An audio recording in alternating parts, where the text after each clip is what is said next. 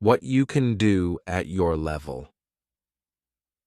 The next day at school, I tell my teacher about my experience with my boss and the two ladies who didn't speak English very well. Our teacher says, "Great, your boss must be a very clever young lady. It is true that you can communicate with everybody. Even people who speak English very well can have a conversation with those who are just at the beginning of their journey. Today, we will speak about different levels of English and what you should be able to do at these levels. You should be able to speak about many things from your life. You can speak about your family, hobbies, job, and traveling. Sometimes you can have a problem when you want to go into a deeper conversation on some topics. After my school, I go to my work. The two ladies come to our cafe again. They also bring two of their friends. It is my turn to serve them. I speak to them in simple, short sentences. They understand me. This is great. They tell me that they are tourists from Japan. They tell me that story. The first chapter, The Cobbler's Son. My name was Tommy Stebbins, son of Jacob Stebbins, the cobbler of Puddleby on the Marsh, and I was 9.5 years old. At that time, Puddleby was only quite a small town. A river ran through the middle of it, and over this river there was a very old stone bridge, called Kingsbridge, which led you from the marketplace on one side to the churchyard on the other. Sailing ships came up this river from the sea and anchored near the bridge. I used to go down and watch the sailors unloading the ships upon the river wall. The sailors sang strange songs as they pulled upon the ropes, and I learned these songs by heart. And I would sit on the river wall with my feet dangling over the water and sing with the men, pretending to myself that I too was a sailor. For I longed always to sail away with those brave ships when they turned their backs on Puddleby Church and went creeping down the river again across the wide, lonely marshes to the sea. I longed to go with them out into the world to seek my fortune in foreign lands, Africa, India, China, and Peru. When they got round the bend in the river and the water was hidden from view, you could still see their huge brown sails towering over the roofs of the town, moving onward slowly, like some gentle giants that walked among the houses without noise. What strange things would they have seen, I wondered, when next they came back to anchor at Kingsbridge. And dreaming of the lands I had never seen, I'd sit on there, watching till they were out of sight. 3 great friends I had in Puddleby in those days. One was Joe, the mussel man, who lived in a tiny hut by the edge of the water under the bridge. This old man was simply marvelous at making things. I never saw a man so clever with his hands. He used to mend my toy ships for me, which I sailed upon the river. He built windmills out of packing cases and barrel staves, and he could make the most wonderful kites from old umbrellas. Joe would sometimes take me in his mussel boat, and when the tide was running out, we would paddle down the river as far as the edge of the sea to get mussels and lobsters to sell. and out there on the cold, lonely marshes we would see wild geese flying, and curlews and redshanks and many other kinds of sea-birds that live among the samphire and the long grass of the great salt fen. And as we crept up the river in the evening, when the tide had turned, we would see the lights on Kingsbridge twinkle in the dusk, reminding us of tea time and warm fires. Another friend I had was Matthew Mugg, the cat's meat man. He was a funny old person with a bad squint.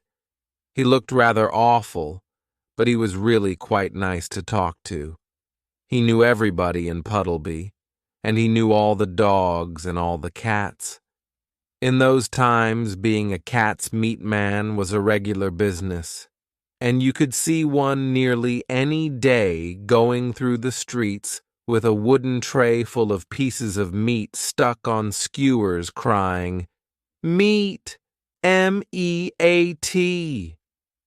People paid him to give this meat to their cats and dogs instead of feeding them on dog biscuits or the scraps from the table. I enjoyed going round with old Matthew and seeing the cats and dogs come running to the garden gates whenever they heard his call. Sometimes he let me give the meat to the animals myself, and I thought this was great fun. He knew a lot about dogs, and he would tell me the names of the different kinds as we went through the town. He had several dogs of his own. One, a whippet, was a very fast runner, and Matthew used to win prizes with her at the Saturday coursing races. Another, a terrier, was a fine ratter. The cat's meat man used to make a business of rat catching for the millers and farmers, as well as his other trade of selling cat's meat. My third great friend was Luke the Hermit, but of him I will tell you more later on. I did not go to school, because my father was not rich enough to send me, but I was extremely fond of animals. So I used to spend my time collecting birds' eggs and butterflies, fishing in the river, rambling through the countryside after blackberries and mushrooms, and helping the mussel man mend his nets. Yes, it was a very pleasant life I lived in those days long ago, though of course I did not think so then. I was 9.5 years old, and, like all boys, I wanted to grow up, not knowing how well off I was with no cares and nothing to worry me. Always I longed for the time when I should be allowed to leave my father's house, to take passage in one of those brave ships, to sail down the river through the misty marshes to the sea, out into the world to seek my fortune. The second chapter. I hear of the great naturalist one. Early morning in the springtime, when I was wandering among the hills at the back of the town, I happened to come upon a hawk with a squirrel in its claws. It was standing on a rock, and the squirrel was fighting very hard for its life. The hawk was so frightened when I came upon it suddenly like this, that it dropped the poor creature and flew away. I picked the squirrel up and found that 2 of its legs were badly hurt, so I carried it in my arms back to the town. When I came to the bridge, I went into the musselman's hut and asked him if he could do anything for it. Joe put on his spectacles and examined it carefully. Then he shook his head. "Yon critter's got a broken leg," he said, "and another badly cut and all. I can mend you your boats, Tom, but I haven't the tools nor the learning to make a broken squirrel seaworthy. This is a job for a surgeon, and for a right smart one and all. There be only one man I know who could save yon critter's life, and that's John Dolittle." "Who is John Dolittle?" I asked. "Is he a vet?" "No, said the muscle man. He's no vet. Dr. Doolittle is a naturalist. What's a naturalist? A naturalist, said Joe, putting away his glasses and starting to fill his pipe, is a man who knows all about animals and butterflies and plants and rocks and all. John Doolittle is a very great naturalist. I'm surprised you never heard of him, and you daft over animals. He knows a whole lot about shellfish that I know from my own knowledge. He's a quiet man and don't talk much, but there's folks who do say he's the greatest naturalist in the world. Where does he live? I asked. Over on the Oxenthorpe Road, t'other side the town. Don't know just which house it is, but most anyone cross there could tell you, I reckon. Go and see him. He's a great man.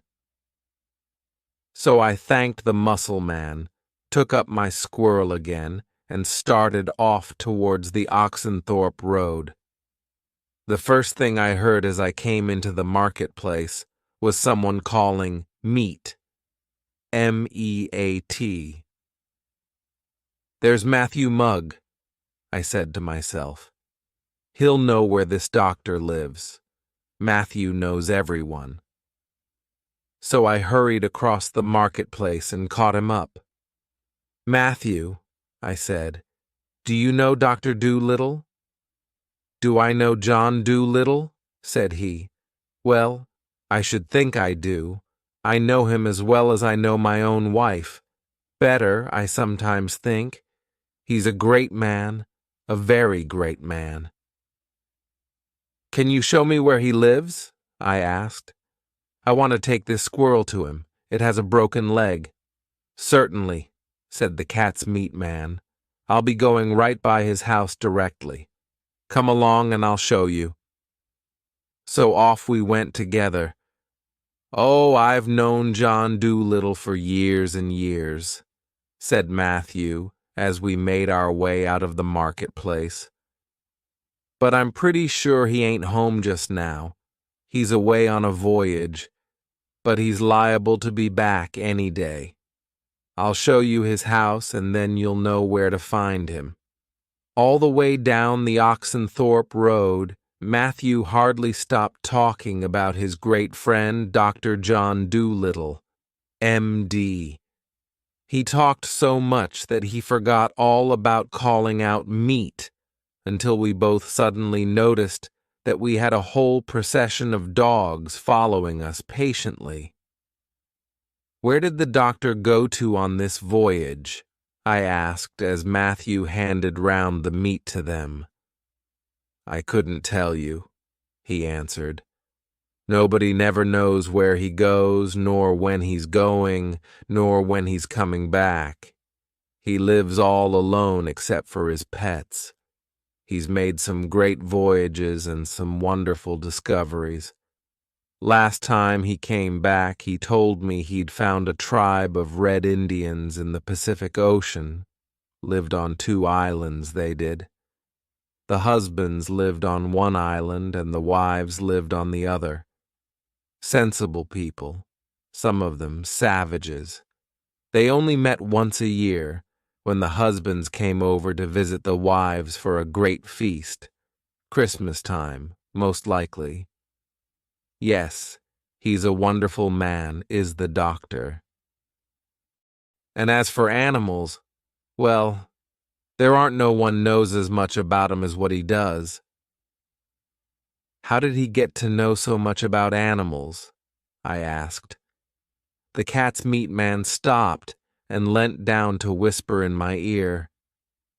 He talks their language, he said in a hoarse, mysterious voice. The animals' language? I cried. Why, certainly, said Matthew. All animals have some kind of a language. Some sorts talk more than others. Some only speak in sign language, like deaf and dumb. But the doctor, he understands them all, birds as well as animals. We keep it a secret, though, him and me, because folks only laugh at you when you speak of it. Why, he can even write animal language. He reads aloud to his pets. He's wrote history books in monkey talk, poetry in canary language, and comic songs for magpies to sing. It's a fact. He's now busy learning the language of the shellfish. But he says it's hard work, and he has caught some terrible colds, holding his head under water so much. He's a great man. He certainly must be, I said. I do wish he were home so I could meet him. Well, there's his house, look, said the cats. Meat Man. That little one at the bend in the road there, the one high up, like it was sitting on the wall above the street. We were now come beyond the edge of the town, and the house that Matthew pointed out was quite a small one, standing by itself. There seemed to be a big garden around it, and this garden was much higher than the road, so you had to go up a flight of steps in the wall before you reached the front gate at the top. I could see that there were many fine fruit trees in the garden, for their branches hung down over the wall in places. But the wall was so high, I could not see anything else. When we reached the house, Matthew went up the steps to the front gate, and I followed him. I thought he was going to go into the garden, but the gate was locked. A dog came running down from the house, and he took several pieces of meat which the cat's meat man pushed through the bars of the gate, and some paper bags full of corn and bran. I noticed that this dog did not stop to eat the meat, as any ordinary dog would have done, but he took all the things back to the house and disappeared. He had a curious wide collar round his neck, which looked as though it were made of brass or something. Then we came away. "The doctor isn't back yet," said Matthew, "or the gate wouldn't be locked." "What were all those things in paper bags you gave the dog?" I asked. "Oh, those were provisions," said Matthew. "Things for the animals to eat. The doctor's house is simply full of pets. I give the things to the dog while the doctor's away, and the dog gives them to the other animals." "And what was that curious collar he was wearing round his neck?" "That's a solid gold dog collar," said Matthew. "It was given to him when he was with the doctor on one of his voyages long ago. He saved a man's life." "How long has the doctor had him?" I asked. "Oh, a long time. Gyp's getting pretty old now. That's why the doctor doesn't take him on his voyages anymore. He leaves him behind to take care of the house. Every Monday and Thursday I bring the food to the gate here and give it him through the bars. He never lets anyone come inside the garden while the doctor's away. Not even me, though he knows me well. But you'll always be able to tell if the doctor's back or not. Because if he is, the gate will surely be open." So I went off home to my father's house and put my squirrel to bed in an old wooden box full of straw. And there I nursed him myself and took care of him as best I could till the time should come when the doctor would return. And every day I went to the little house with the big garden on the edge of the town and tried the gate to see if it were locked. Sometimes the dog, Gyp, would come down to the gate to meet me. But though he always wagged his tail and seemed glad to see me, he never let me come inside the garden. The third chapter. The Doctor's Home. 1. Monday afternoon, towards the end of April, my father asked me to take some shoes, which he had mended to a house on the other side of the town. They were for a Colonel Bellows, who was very particular. I found the house and rang the bell at the front door. The colonel opened it, stuck out a very red face, and said, "Go round to the tradesman's entrance. Go to the back door." Then he slammed the door shut. I felt inclined to throw the shoes into the middle of his flower bed, but I thought my father might be angry, so I didn't. I went round to the back door, and there the colonel's wife met me and took the shoes from me. She looked a timid little woman and had her hands all over flour as though she were making bread. She seemed to be terribly afraid of her husband, whom I could still hear stumping round the house somewhere, grunting indignantly because I had come to the front door. Then she asked me in a whisper if I would have a bun and a glass of milk, and I said, "Yes, please." After I had eaten the bun and milk, I thanked the colonel's wife and came away. Then I thought that before I went home, I would go and see if the doctor had come back yet. I had been to his house once already that morning, but I thought I'd just like to go and take another look. My squirrel wasn't getting any better, and I was beginning to be worried about him. So I turned into the Oxenthorpe Road and started off towards the doctor's house. On the way, I noticed that the sky was clouding over and that it looked as though it might rain. I reached the gate and found it still locked. I felt very discouraged. I had been coming here every day for a week now. The dog, Jip, came to the gate and wagged his tail as usual, and then sat down and watched me closely to see that I didn't get in. I began to fear that my squirrel would die before the doctor came back. I turned away sadly, went down the steps onto the road, and turned towards home again. I wondered if it were supper time yet. Of course I had no watch of my own, but I noticed a gentleman coming towards me down the road, and when he got nearer, I saw it was the colonel out for a walk. He was all wrapped up in smart overcoats and mufflers and bright-colored gloves. It was not a very cold day, but he had so many clothes on he looked like a pillow inside a roll of blankets. I asked him if he would please tell me the time. He stopped, grunted, and glared down at me, his red face growing redder still, and when he spoke, it sounded like the cork coming out of a ginger beer bottle. "Do you imagine for one moment," he spluttered, "that I'm going to get myself all unbuttoned just to tell a little boy like you the time?" And he went stumping down the street, grunting harder than ever. I stood still a moment looking after him and wondering how old I would have to have him go to the trouble of getting his watch out.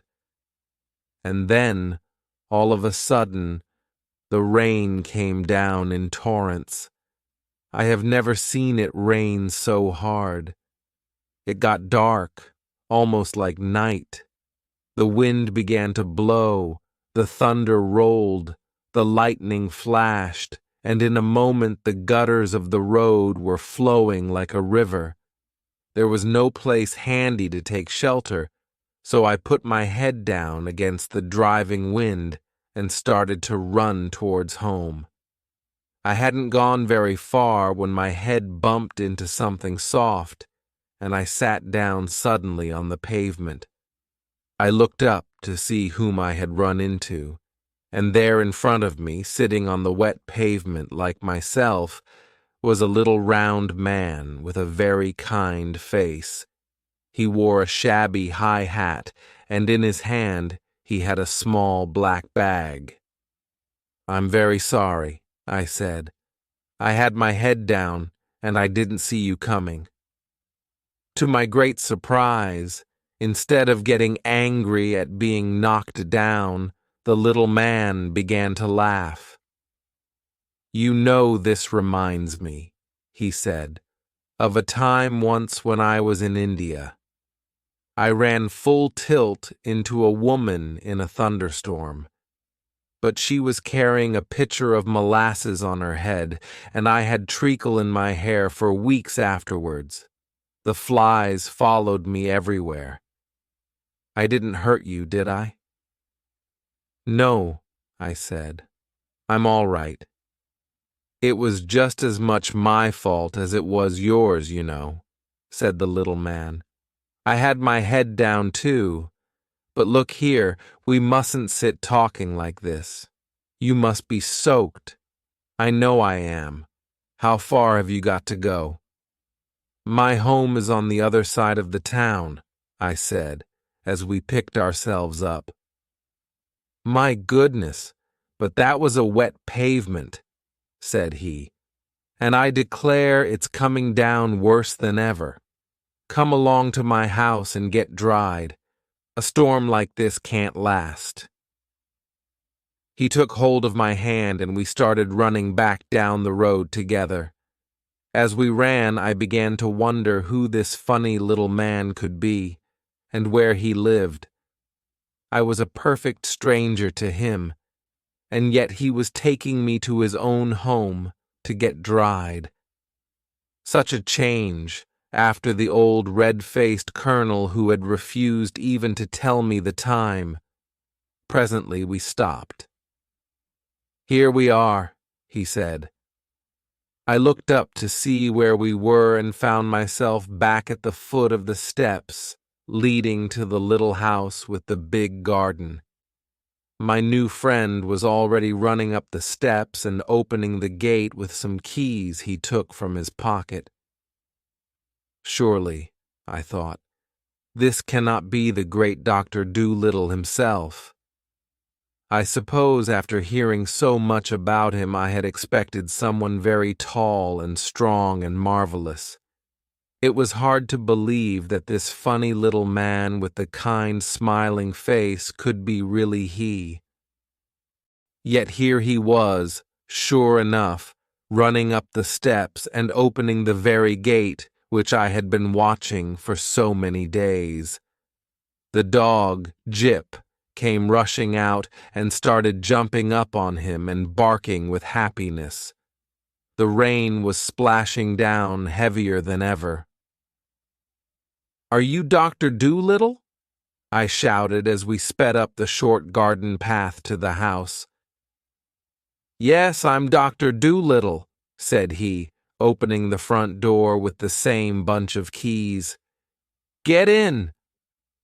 Don't bother about wiping your feet. Never mind the mud. Take it in with you. Get in out of the rain." I popped in, he and Jip following.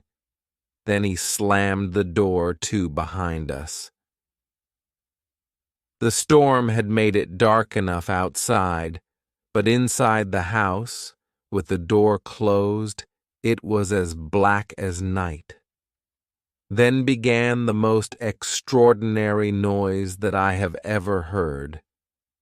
It sounded like all sorts and kinds of animals and birds calling and squeaking and screeching at the same time. I could hear things trundling down the stairs and hurrying along passages. Somewhere in the dark, a duck was quacking, a cock was crowing, a dove was cooing, an owl was hooting, a lamb was bleating, and Jip was barking. I felt birds' wings fluttering and fanning near my face. Things kept bumping into my legs and nearly upsetting me. The whole front hall seemed to be filling up with animals. The noise, together with the roaring of the rain, was tremendous, and I was beginning to grow a little bit scared when I felt the doctor take hold of my arm and shout into my ear, "Don't be alarmed. Don't be frightened. These are just some of my pets.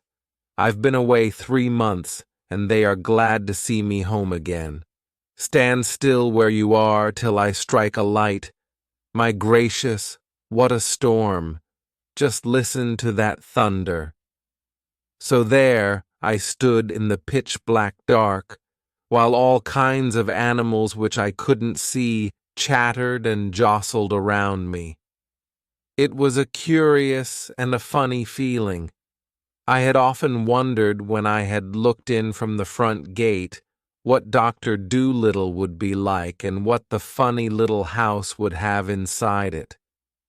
But I never imagined it would be anything like this. Yet somehow, after I had felt the doctor's hand upon my arm, I was not frightened, only confused. It all seemed like some queer dream, and I was beginning to wonder if I was really awake when I heard the doctor speaking again.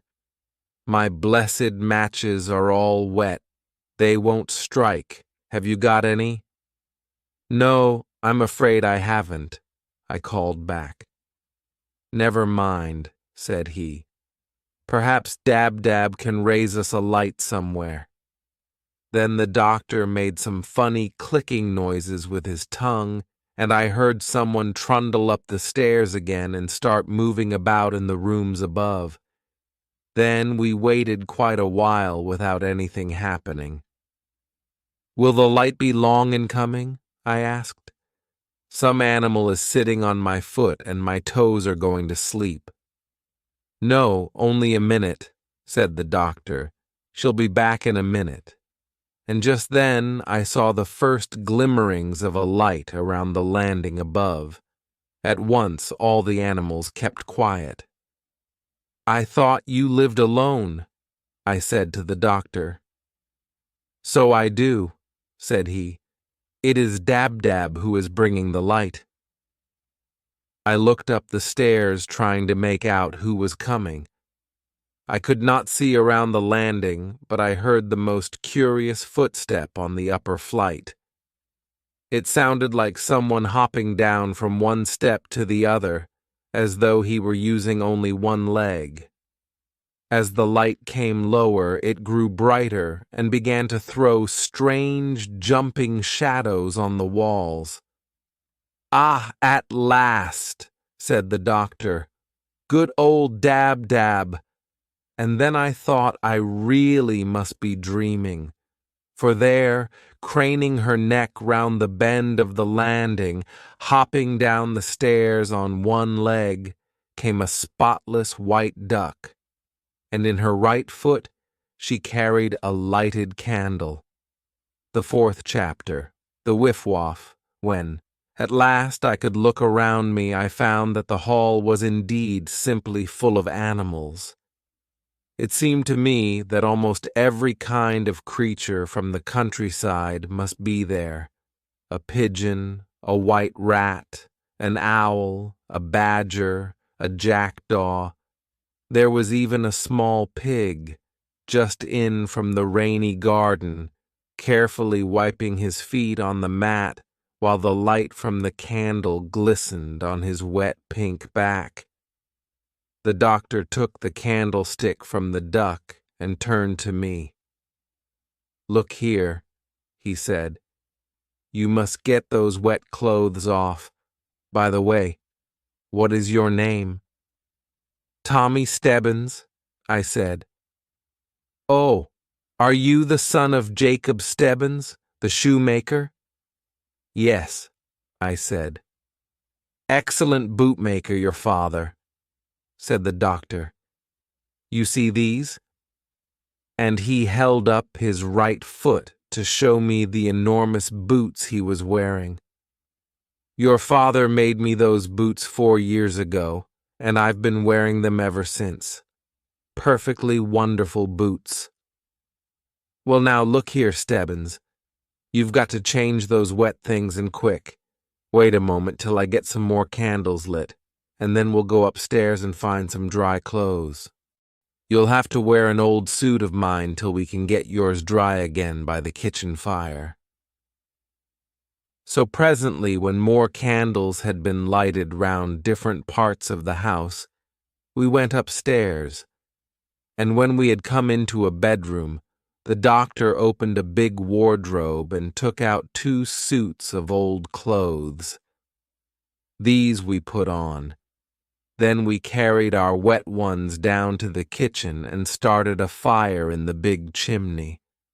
The coat of the doctor's which I was wearing was so large for me that I kept treading on my own coattails while I was helping to fetch the wood up from the cellar.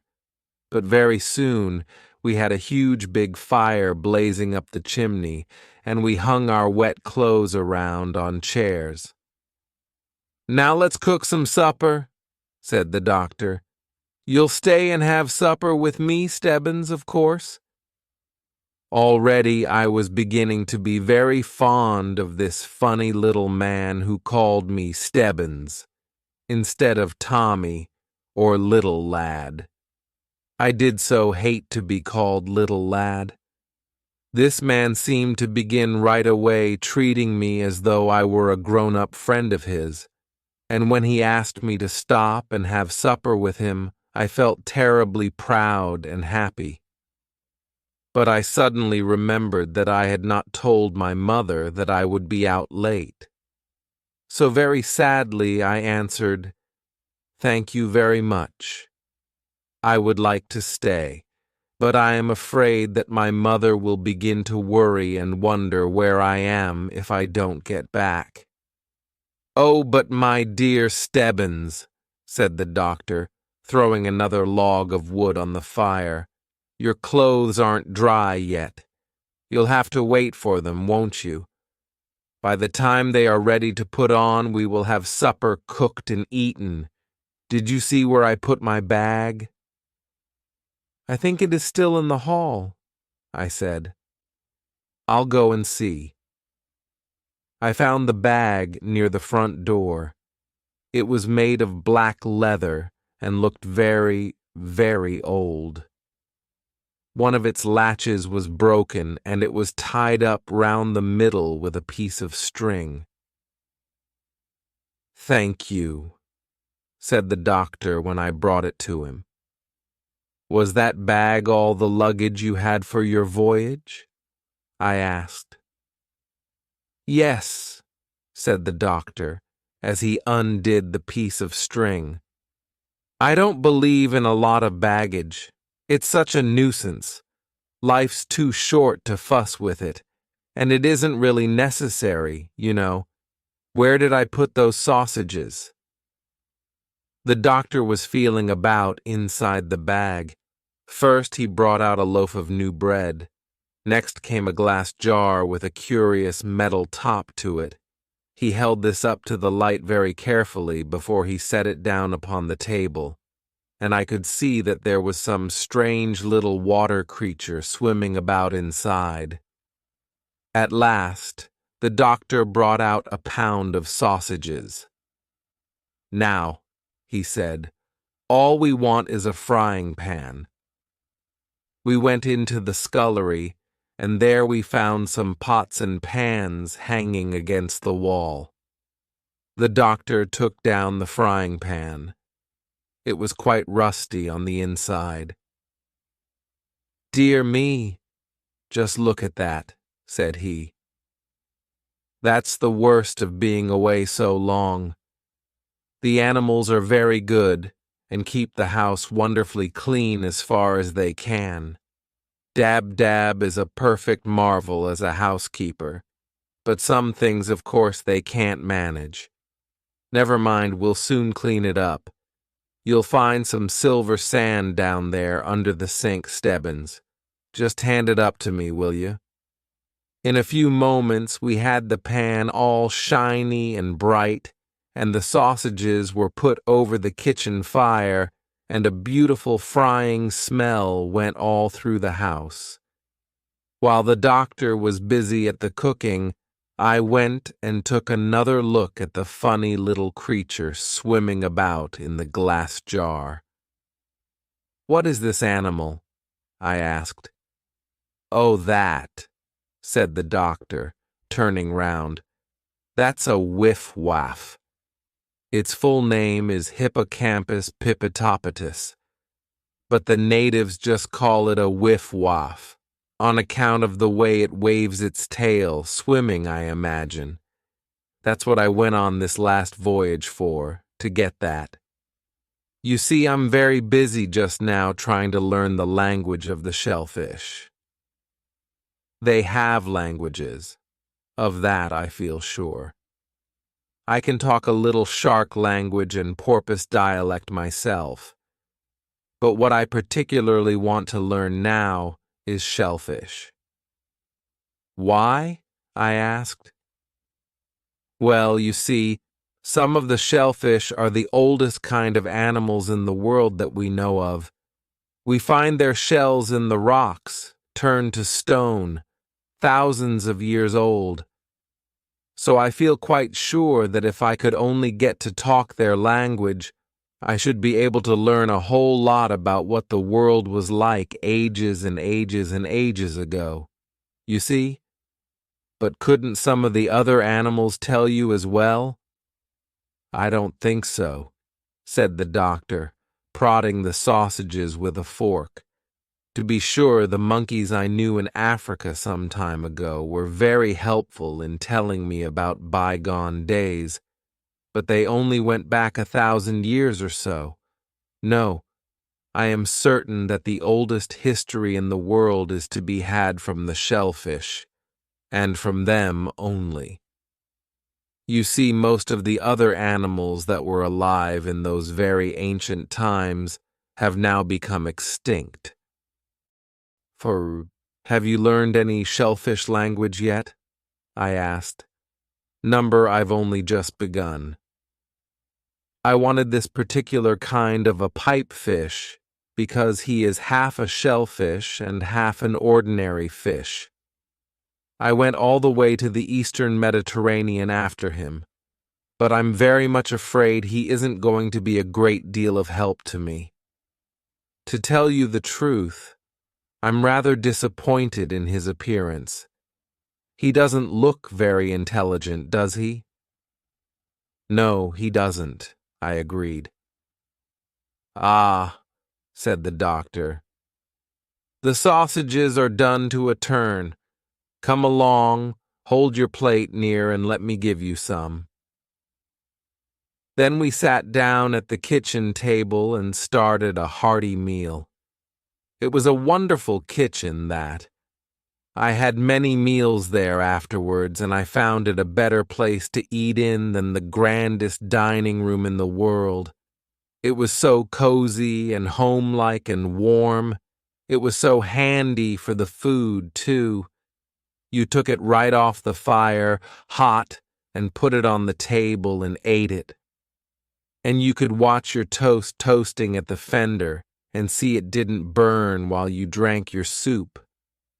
And if you had forgotten to put the salt on the table, you didn't have to get up and go into another room to fetch it.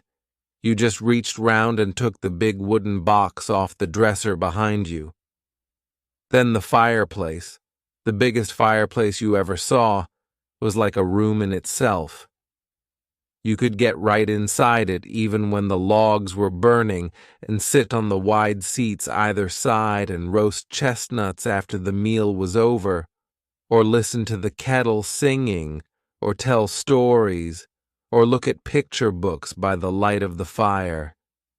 It was a marvelous kitchen. It was like the doctor, comfortable, sensible, friendly, and solid. While we were gobbling away, the door suddenly opened and in marched the duck, Dab-Dab, and the dog, Jip, dragging sheets and pillowcases behind them over the clean-tiled floor. The doctor, seeing how surprised I was, explained, "They're just going to air the bedding for me in front of the fire. Dab-Dab is a perfect treasure of a housekeeper. She never forgets anything. I had a sister once who used to keep house for me. Poor dear Sarah, I wonder how she's getting on. I haven't seen her in many years. But she wasn't nearly as good as Dab-Dab. Have another sausage?" The doctor turned and said a few words to the dog and duck in some strange talk and signs. They seemed to understand him perfectly. "Can you talk in squirrel language?" I asked. "Oh, yes, that's quite an easy language," said the doctor. "You could learn that yourself without a great deal of trouble." "But why do you ask?" "Because I have a sick squirrel at home," I said. "I took it away from a hawk, but 2 of its legs are badly hurt, and I wanted very much to have you see it if you would." "Shall I bring it tomorrow?" "Well, if its leg is badly broken, I think I had better see it tonight. It may be too late to do much, but I'll come home with you and take a look at it." So presently we felt the clothes by the fire, and mine were found to be quite dry. I took them upstairs to the bedroom and changed, and when I came down, the doctor was already waiting for me, with his little black bag full of medicines and bandages. "Come along," he said. "The rain has stopped now." Outside it had grown bright again, and the evening sky was all red with the setting sun, and thrushes were singing in the garden as we opened the gate to go down onto the road. The 5th chapter, Polynesia. "I think your house is the most interesting house I was ever in," I said as we set off in the direction of the town. "May I come and see you again tomorrow?" "Certainly," said the doctor. "Come any day you like. Tomorrow I'll show you the garden and my private zoo." "Oh, have you a zoo?" I asked. "Yes," said he. "The larger animals are too big for the house, so I keep them in a zoo in the garden. It is not a very big collection, but it is interesting in its way." "It must be splendid," I said, "to be able to talk all the languages of the different animals. Do you think I could ever learn to do it?" "Oh, surely," said the doctor. "With practice. You have to be very patient, you know. You really ought to have Polynesia to start you. It was she who gave me my first lessons." "Who is Polynesia?" I asked. "Polynesia was a West African parrot I had. She isn't with me any more now," said the doctor sadly. "Why? Is she dead?" "Oh, no," said the doctor. "She is still living, I hope. But when we reached Africa, she seemed so glad to get back to her own country. She wept for joy. And when the time came for me to come back here, I had not the heart to take her away from that sunny land, although it is true she did offer to come. I left her in Africa. Ah, well, I have missed her terribly. She wept again when we left, but I think I did the right thing. She was one of the best friends I ever had." It was just as well. He was so conspicuous in his bathing suit the way he was, with his face white and the rest of him black. "And how is Chi-Chi getting on?" "Chi-Chi," added the doctor in explanation to me, "was a pet monkey I had years ago. I left him too in Africa when I came away." "Well," said Polynesia, frowning, "Chi-Chi is not entirely happy. I saw a good deal of him the last few years. He got dreadfully homesick for you and the house and the garden. It's funny, but I was just the same way myself. You remember how crazy I was to get back to the dear old land, and Africa is a wonderful country. I don't care what anybody says. Well, I thought I was going to have a perfectly grand time. But somehow, I don't know, After a few weeks, it seemed to get tiresome.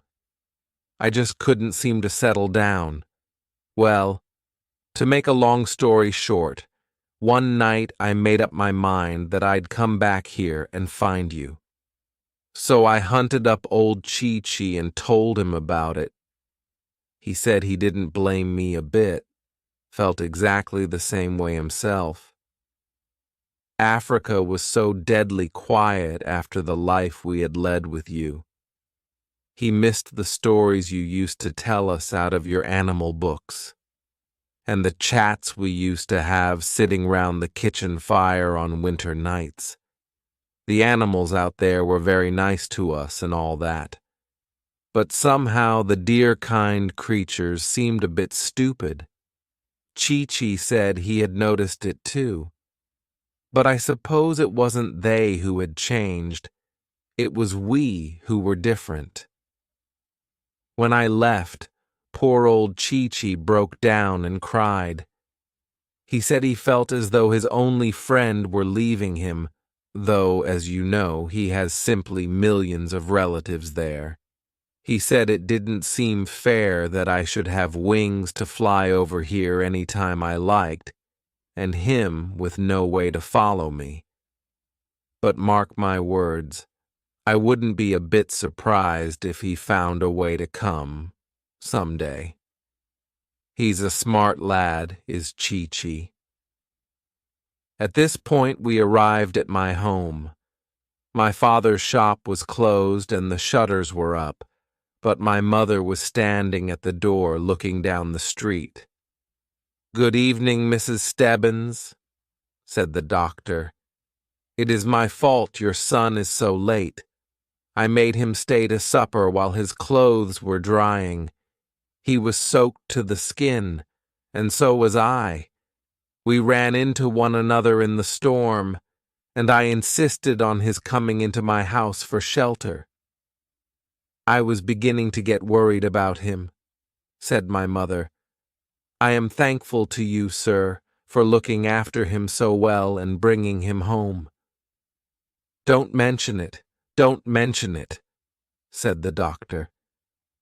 "We have had a very interesting chat." "Who might it be that I have the honor of addressing?" asked my mother, staring at the gray parrot perched on the doctor's shoulder. "Oh, I'm John Dolittle. I dare say your husband will remember me. He made me some very excellent boots about 4 years ago. They really are splendid," added the doctor, gazing down at his feet with great satisfaction. "The doctor has come to cure my squirrel, mother," said I. "He knows all about animals."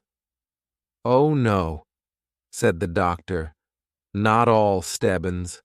Not all about them by any means.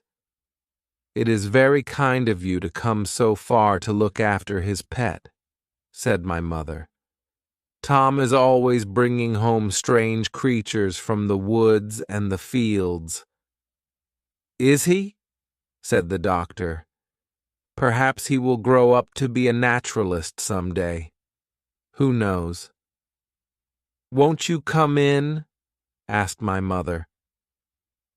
"The place is a little untidy because I haven't finished the spring cleaning yet. But there's a nice fire burning in the parlor." "Thank you," said the doctor. "What a charming home you have." And after wiping his enormous boots very, very carefully on the mat, the great man passed into the house. The 6th chapter.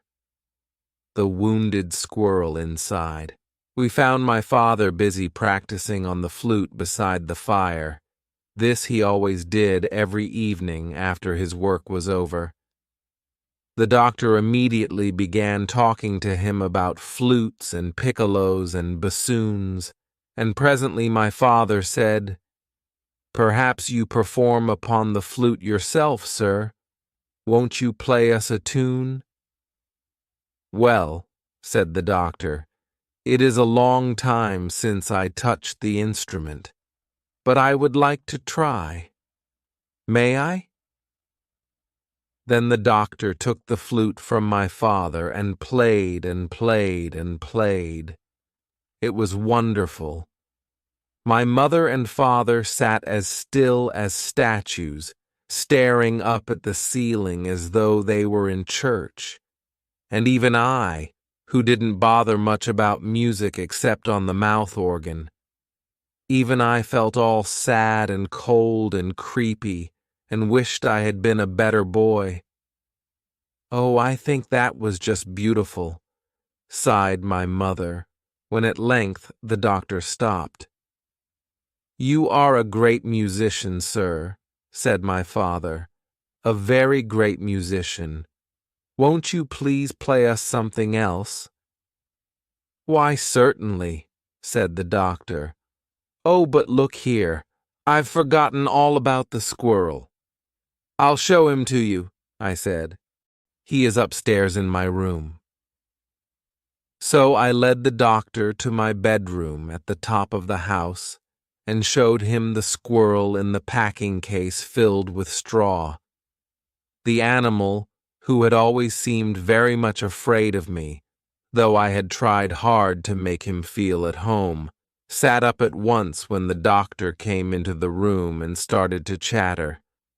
The doctor chattered back in the same way, and the squirrel, when he was lifted up to have his leg examined, appeared to be rather pleased than frightened. I held a candle while the doctor tied the leg up in what he called splints, which he made out of matchsticks with his penknife. "I think you will find that his leg will get better now in a very short time," said the doctor, closing up his bag. "Don't let him run about for at least 2 weeks yet, but keep him in the open air and cover him up with dry leaves if the nights get cool. He tells me he is rather lonely here, all by himself, and is wondering how his wife and children are getting on. I have assured him you are a man to be trusted, and I will send a squirrel who lives in my garden to find out how his family are and to bring him news of them. He must be kept cheerful at all costs. Squirrels are naturally a very cheerful, active race. It is very hard for them to lie still doing nothing. But you needn't worry about him. He will be all right." Then we went back again to the parlor, and my mother and father kept him playing the flute till after 10 o'clock. Although my parents both liked the doctor tremendously from the first moment that they saw him, and were very proud to have him come and play to us, for we were really terribly poor, they did not realize then what a truly great man he was one day to become. Of course now, when almost everybody in the whole world has heard about Dr. Dolittle and his books, if you were to go to that little house in Puddleby where my father had his cobbler's shop, you would see, set in the wall over the old-fashioned door, a stone with writing on it which says, "John Dolittle, the famous naturalist, played the flute in this house in the year 1839. I often look back upon that night long, long ago, and if I close my eyes and think hard, I can see that parlor just as it was then, a funny little man in coat-tails, with a round, kind face, playing away on the flute in front of the fire, my mother on one side of him and my father on the other, holding their breath and listening with their eyes shut. Myself, with Jip, squatting on the carpet at his feet, staring into the coals, and Polynesia, perched on the mantelpiece beside his shabby high hat, gravely swinging her head from side to side in time to the music. I see it all, just as though it were before me now.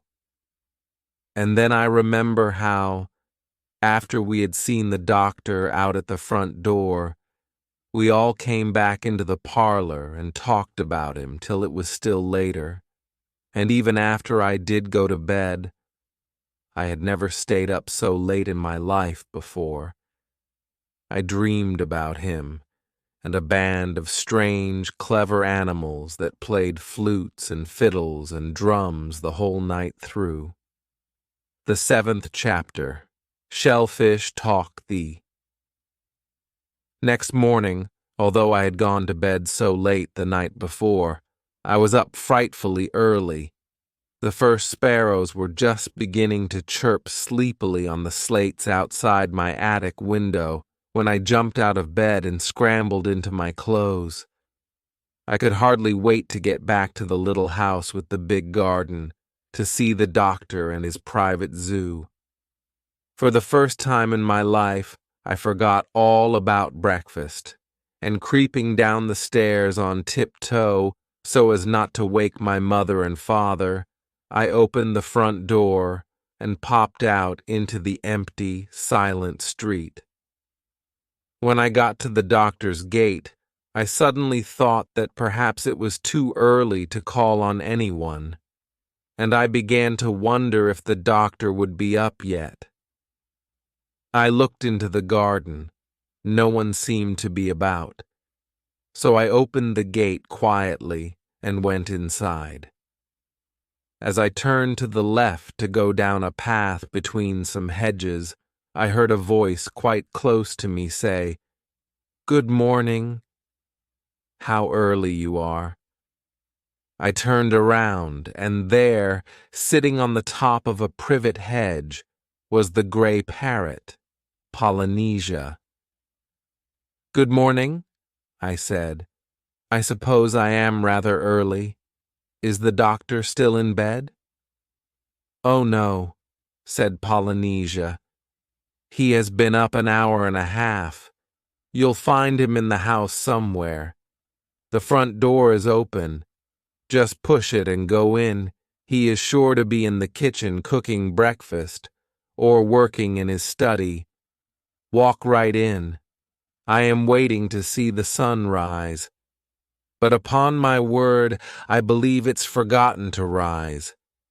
It is an awful climate, this.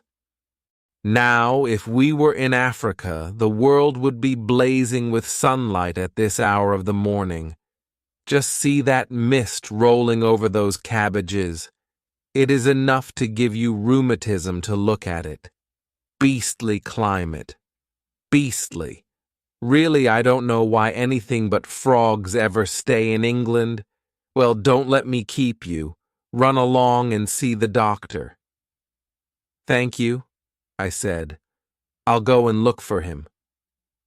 When I opened the front door, I could smell bacon frying, so I made my way to the kitchen. There I discovered a large kettle boiling away over the fire, and some bacon and eggs in a dish upon the hearth. It seemed to me that the bacon was getting all dried up with the heat. So I pulled the dish a little further away from the fire and went on through the house looking for the doctor. I found him at last in the study. I did not know then that it was called the study. It was certainly a very interesting room, with telescopes and microscopes and all sorts of other strange things, which I did not understand about but wished I did. Hanging on the walls were pictures of animals and fishes and strange plants and collections of birds' eggs and seashells in glass cases. The doctor was standing at the main table in his dressing gown. At first I thought he was washing his face.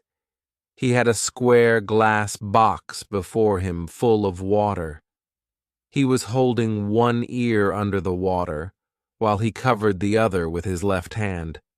As I came in, he stood up. "Good morning, Stebbins," said he. "Going to be a nice day, don't you think? I've just been listening to the whiff-waff. But he is very disappointing. Very—" "Why?" I said. Didn't you find that he has any language at all? Oh, yes, said the doctor.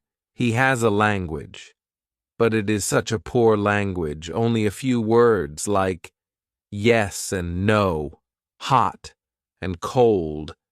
That's all he can say. It's very disappointing. You see, he really belongs to two different families of fishes. I thought he was going to be tremendously helpful. Well, well. I suppose, said I, that means he hasn't very much sense if his language is only 2 or 3 words. Yes, I suppose it does. Possibly it is the kind of life he leads. You see, they are very rare now, these whiff-waffs, very rare and very solitary.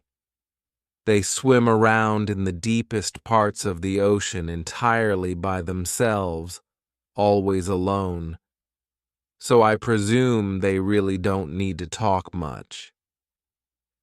Perhaps some kind of a bigger shellfish would talk more, I said. After all, he is very small, isn't he? Yes, said the doctor. That's true.